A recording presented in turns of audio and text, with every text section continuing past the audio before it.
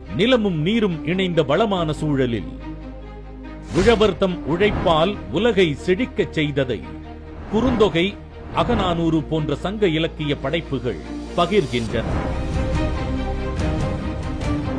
இத்தகைய வளமான வேளாண் மரபின் தொடர்ச்சியாக இன்றைய நவீன யுகத்திலும் உழவர்களின் நலன் காக்க, உழவர் சிறக்க மாண்புமிகு தமிழ்நாடு முதலமைச்சர் அவர்கள் ஆட்சி பொறுப்பேற்ற நாள் முதல் பல திட்டங்களை தீட்டி செயல்படுத்தி வருகிறார்.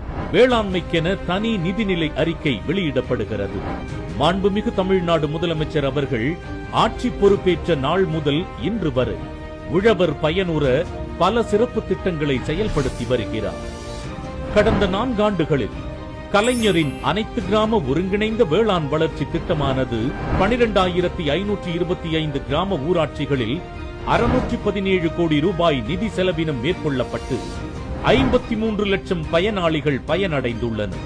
குறுவை சிறப்பு தொகுப்பு திட்டத்தில் 492 கோடி ரூபாய் நிதி செலவில் விதைகள், இடுபொருட்கள், பண்ணை கருவிகள், வேளாண் இயந்திரங்கள் மானிய விலையில் வழங்கப்பட்டு 25.55 லட்சம் உழவர்கள் பயனடைந்துள்ளனர்.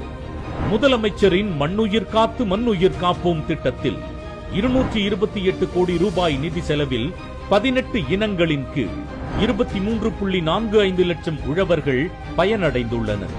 தமிழ்நாடு சிறுதானிய இயக்க திட்டத்தின் கீழ் 225 கோடி ரூபாய் நிதி ஒதுக்கீட்டில் சிறுதானிய சாகுபடி மேற்கொண்டு 12 லட்சம் உழவர்கள் பயனடைந்துள்ளனர்.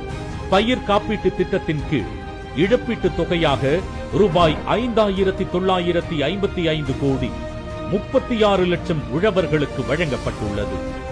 இளைஞர்களுக்கான வேளாண் தொழில் முனைவோர் திட்டம், பசுமை போர்வை இயக்கம், பனை மேம்பாட்டு இயக்கம் போன்ற பல்வேறு திட்டங்கள் தமிழ்நாட்டின் வேளாண் வளர்ச்சியை மேலும் அதிகரித்திட உறுதுணையாக உள்ளன. 213 ஒழுங்குமுறை விற்பனை கூடங்களை தேசிய மின்னணு சந்தைகளுடன் இணைத்து 16 லட்சம் உழவர்கள் நேரடி விற்பனையால் பலன் பெற்றுள்ளனர். 1320 வேளாண் இயந்திர வாடகை மையங்கள் அமைக்க உழவர் குழுக்கள், தொடக்க வேளாண் கூட்டுறவு சங்கங்கள், தொழில் முனைவோருக்கு ரூபாய் 144 கோடி மானியம் வழங்கப்பட்டுள்ளது. தனித்துவமான பயிர்களுக்கு புவிசார் குறியீடு பெறுதல், முந்திரி வாரியம் அமைத்தல், மெகா உணவு பூங்கா நிறுவுதல் ஆகியவை முன்னெடுக்கப்பட்டுள்ளன.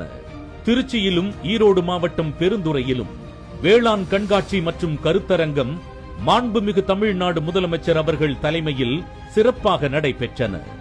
இக்கண்காட்சிகளில் உழவர்களுக்கு உழவுசார் தொழில்நுட்பங்கள், பண்ணை கருவிகள், தோட்டக்கலை மற்றும் மலைப்பயிர்கள் பற்றிய தகவல்களுடன் புதிய ரகங்கள், பயிர் சாகுபடி முறைகள், தொழில்நுட்ப உதவிகள் வழங்கப்பட்டன.